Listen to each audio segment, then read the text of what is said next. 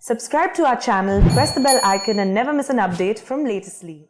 I read the reports on what Minister Hina Rabbani Khar said, and I was reminded more than a decade ago, if my memory serves me right, Hillary Clinton was visiting Pakistan, Islamabad, and Hina Rabbani Khar was a minister at that time, and I think standing next to her, Hillary Clinton actually said that if you have, I'm giving you the sense, it's not an exact quote, that if you have snakes in your backyard, you can't expect them to bite only your neighbors. Eventually, they will bite the people who keep them in the backyard.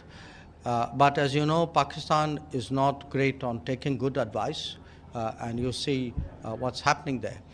In terms of what they are saying, look, the truth is everybody, the world today sees them as the epicenter of terrorism.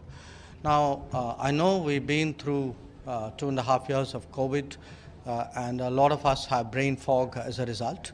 But I assure you, the world has not forgotten, where does terrorism, who has their fingerprints over a lot of activities in the region and beyond the region. So I would say that it's something which they should remind themselves before indulging in the kind of fantasies which they do. You're asking the wrong minister when you say how long will we do this, because it is the ministers of Pakistan who will tell you how long Pakistan intends to practice terrorism. So look, at the end of the day, the world is not stupid, the world is not forgetful, and the world does, increasingly call out countries and organizations and people who indulge in terrorism.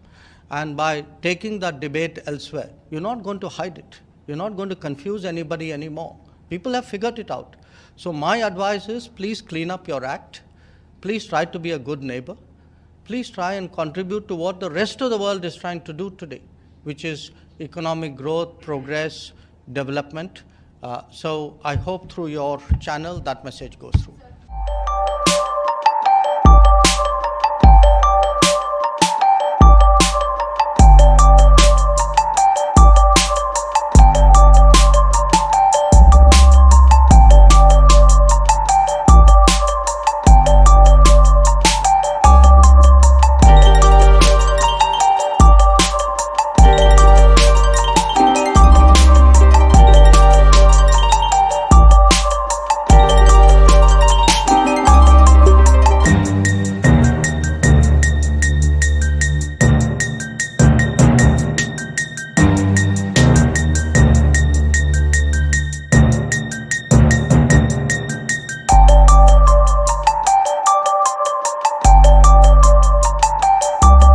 India faced the horrors of cross-border terrorism long before the world took serious note of it. Over the decades, we lost thousands of innocent civilian lives, but we fought terrorism resolutely, bravely, and with a zero-tolerance approach. As Prime Minister Narendra Modi has declared, we consider that even a single attack is one too many, and even a single life lost is one too many. So we will not rest till terrorism is uprooted.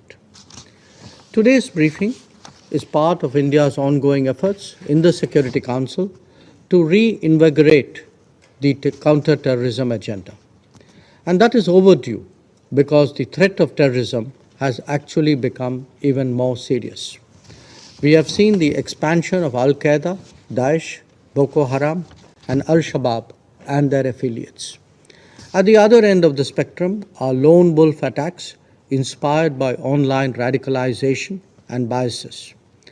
But somewhere in all of this, we cannot forget that old habits and established networks are still alive, especially in South Asia.